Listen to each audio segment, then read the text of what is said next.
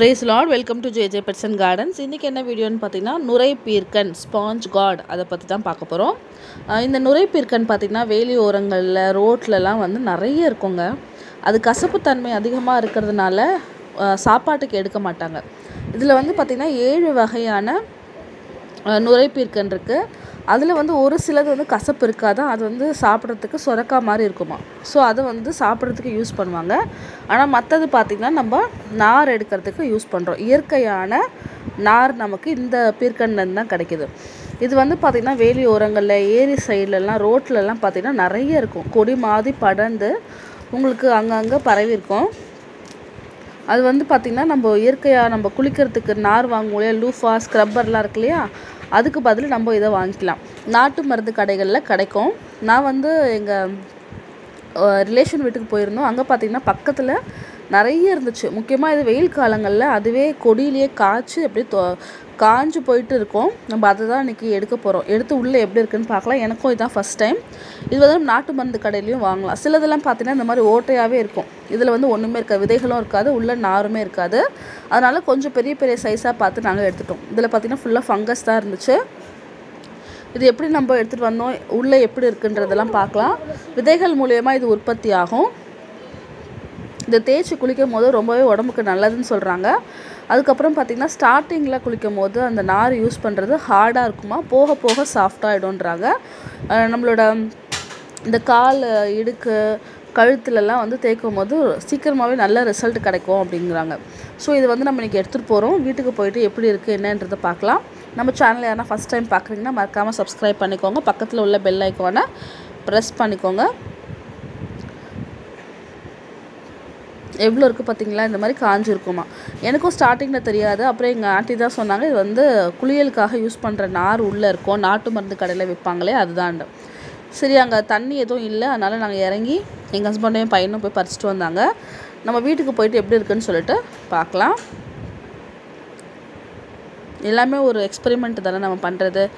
So பார்க்கலாம் எப்படி இருக்குன்னு சொல்லிட்டு பார்க்கலாம். என் பையனுக்கு இதை பறிச்சதில் ஒரு பெரிய சந்தோஷம். புது புது விஷயம் கற்றுக்குறாங்க இல்லையா, அதனால் ரொம்ப எக்ஸைட்மெண்ட் ஆகிடுதான் உள்ளே எப்படி இருக்கும்னு பார்க்குறதும் அப்படின்னு சொல்லிட்டு. அதனுடைய விதைகள் பார்த்தீங்கன்னா இப்படி தாங்க இருக்குது. நார்மலாக பீர்க்கங்காய் உள்ளே இருக்கும் இல்லையா, அந்த விதைகள் மாதிரி தான் இருக்குது. இந்த மாதிரி முறைகள் தான் சுரக்காய், புடலங்காய், பீர்க்கங்காய் எல்லாமே விதைகள் சேகரிப்பு பண்ணணும். இந்த மாதிரி செடியிலேயே காய விட்டுறணுங்க. அந்த கொடியே காஞ்சு போய் அந்த அங்கே இது விதைக்காக விட்டோமோ அதனால் காஞ்சி இந்த கலரில் மாறிடும்.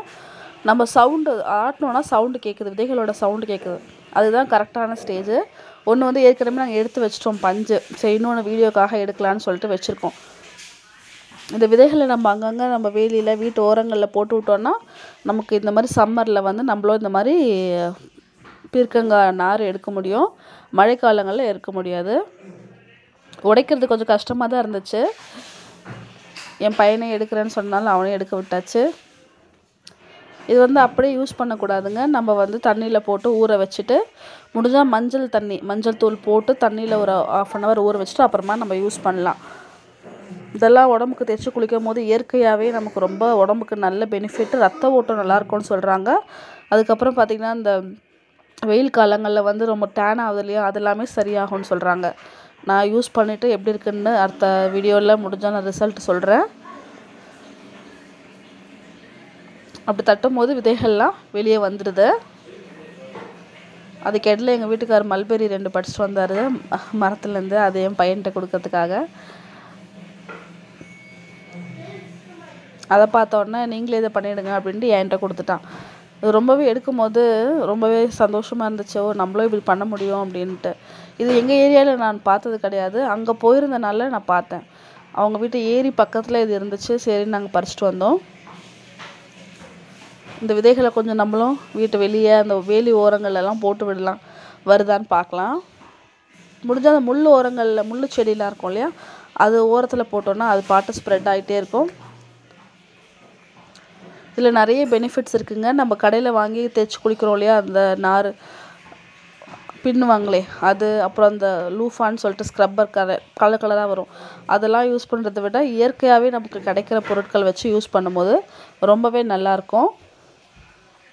பட்ஜெட் ஃப்ரெண்ட்லி ப்ளஸ் வந்து நம்ம வந்து ரீயூஸ் பண்ணுற மாதிரி இருக்கு இல்லையா.